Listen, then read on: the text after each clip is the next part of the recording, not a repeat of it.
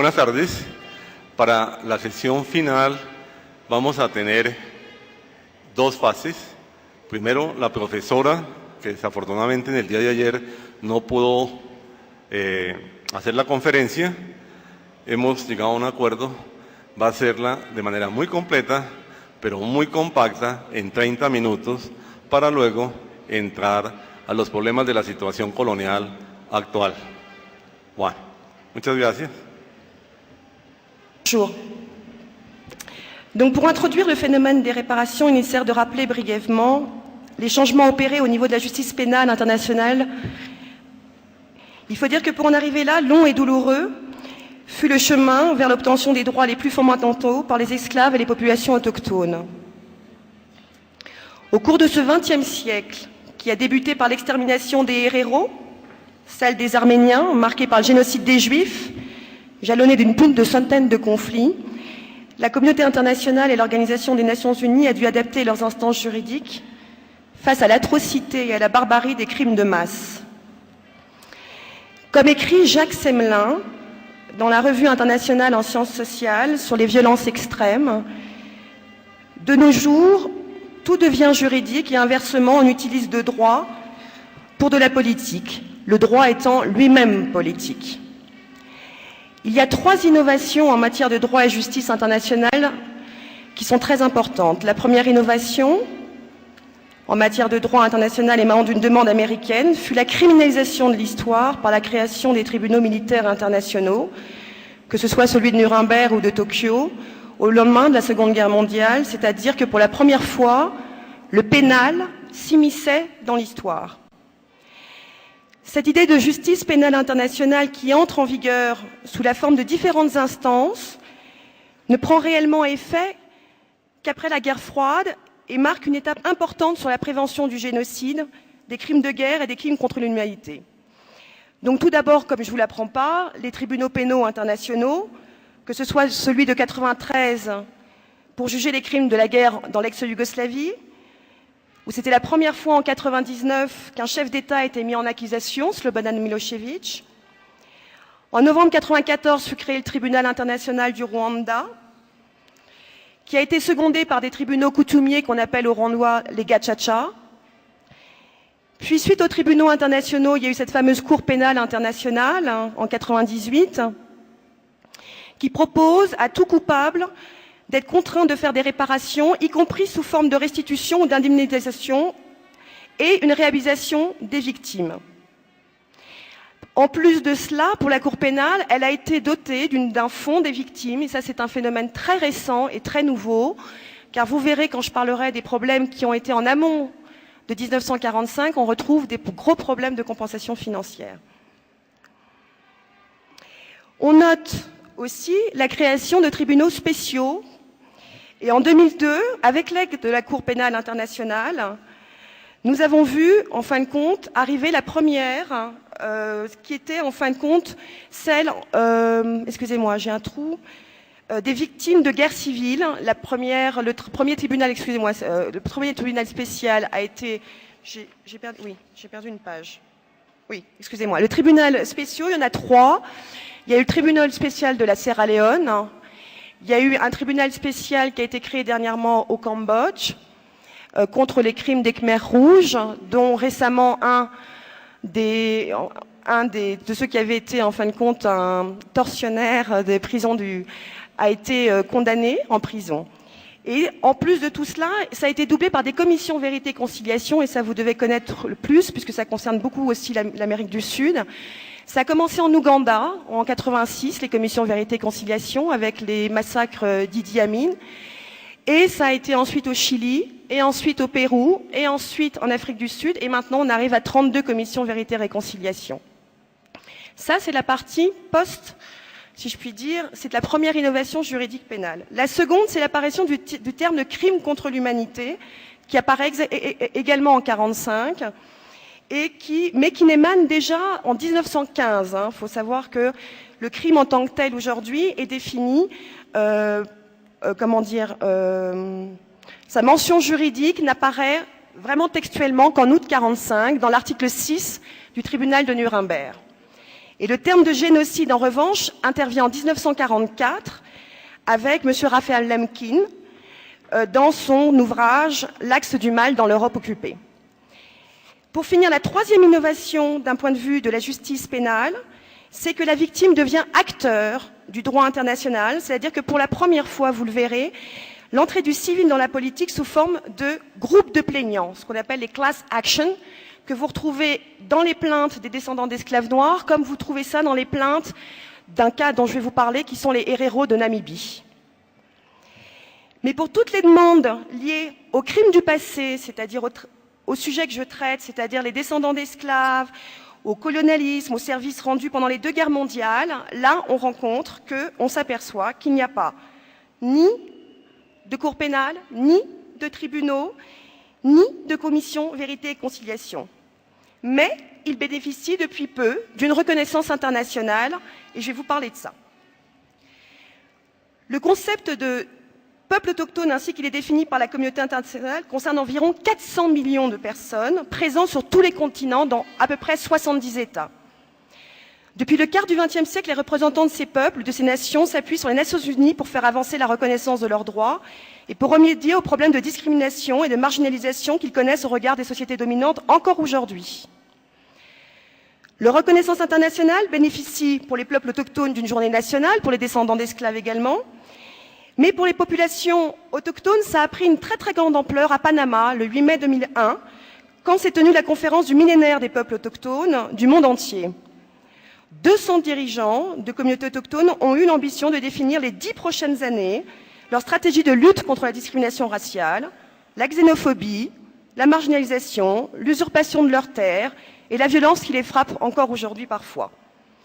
Cela a débouché à la première décennie internationale des populations autochtones qui a commencé le 10 décembre 1994, en vertu de la résolution 48-163 de la déclaration à l'Assemblée générale des Nations unies. Le 16 décembre 2005, cette même Assemblée générale a approuvé le projet de programme d'action pour la 2e décennie internationale des populations autochtones, qui aura lieu entre 2005 et 2014, sur le thème du partenariat pour l'action et pour la dignité. Le 29 juin 2006, la Déclaration universelle sur les droits des peuples indigènes a été adoptée.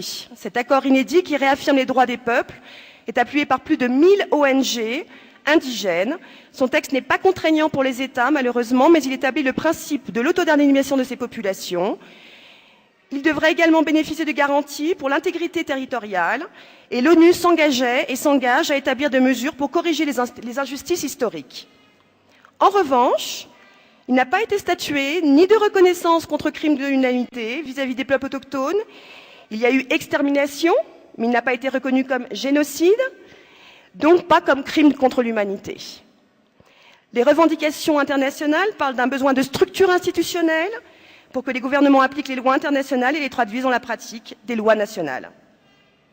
Pour ce qui concerne l'esclavage, la première évocation internationale de l'esclavage comme crime remonte au traité des États européens du Congrès de Vienne en 1815, année de l'abolition officielle de l'esclavage, qui déclarait que le commerce connu sous le nom de traite des nègres d'Afrique comme répugnant aux principes d'humanité et de morale universelle.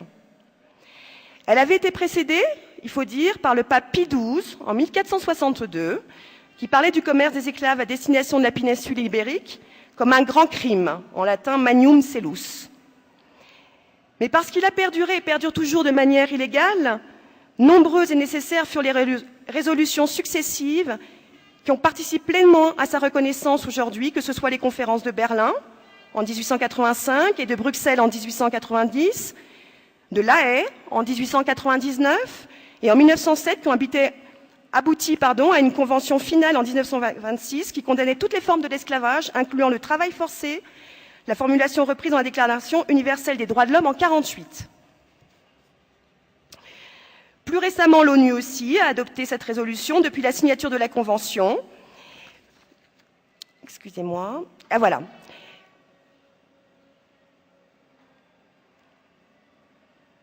Voilà, plus récemment et inédit dans la déclaration finale de la Conférence mondiale contre le racisme, qui s'est tenue à Durban, comme vous le savez, en 2001, la communauté internationale a enfin inscrit et reconnaît l'esclavage de la traite négrière comme crime contre l'humanité. Il faut dire que la France chez nous, avait été cité comme exemple par une nombreuses délégations, car grâce à une de nos députées, Madame Taubira, nous avons eu la possibilité, un tout petit peu avant la conférence de Durban, en France, de reconnaître l'esclavage comme crime contre l'humanité en mai 2001. Mais la reconnaissance de la communauté internationale de ce devoir de mémoire s'est ajoutée la demande d'excuses de ces populations, qu'elles soient descendantes d'esclaves ou des populations autochtones, ce que j'appelle moi la dette morale. Et bien qu'il y ait eu des précédents dans les repentirs, dont le repentir du pape Jean-Paul II en 1991, pour les péchés commis par l'Europe chrétienne contre l'Afrique, lors de sa visite à l'île de Gorée, ou les excuses de Bill Clinton lors de son voyage en Afrique pour le rôle de l'Amérique dans la traite.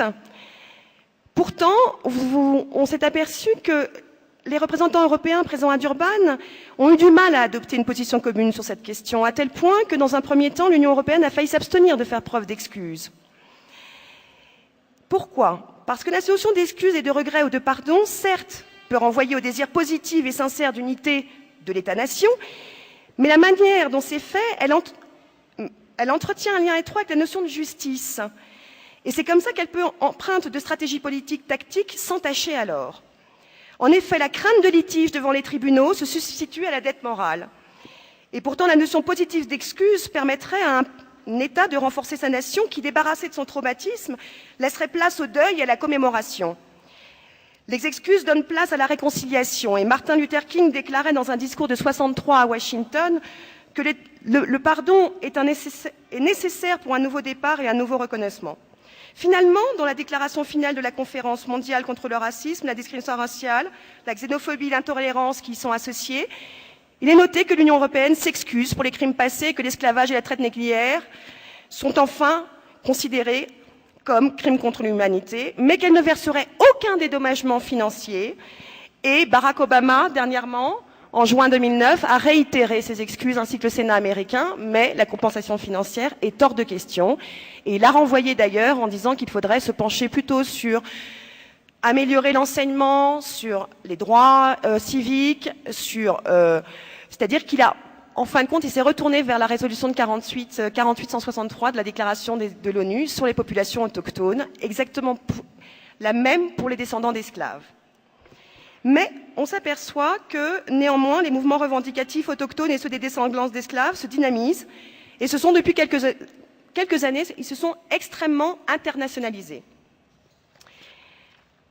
Et on s'aperçoit aussi un phénomène nouveau, c'est que si aujourd'hui les tribunaux pénaux, les commissions vérité et réconciliation, les tribunaux spéciaux ne concernent que des événements récents et ne concernent aussi souvent que des victimes de dictatures ou de régimes anciennement communistes donc qui ne concernent, si vous voulez, que des pays qui étaient plus ou moins non stables, si je puis dire. Alors que là, dans ce qui concerne les revendications dont je vais vous parler, ça ne concerne que des démocraties qui sont dites donc stables, comme les États-Unis, le Canada, l'Australie, la France, l'Europe en règle générale, la Grande-Bretagne, le Portugal ou l'Espagne. Alors, 3 raisons à cela sur les résurgences de ces demandes. La première, elle est historiographique. Il y a une réappropriation de l'histoire par les acteurs locaux et une certaine forme de soulèvement des traditionnalismes autochtones.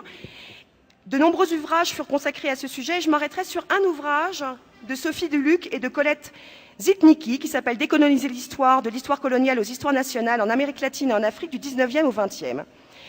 Et ce livre est intéressant parce qu'il invite à réfléchir sur la fonction de l'écriture de l'histoire par ces derniers, par ces acteurs locaux, qui, malgré le joug de l'histoire coloniale, se sont distancés du discours ethnocentrique européen pour construire leur propre nouvelle historiographie qui joue un rôle primordial dans l'élaboration des identités nationales aujourd'hui. Les 2 temps forts, c'est celui de la constitution des historiographies d'écopole coloniale et celui des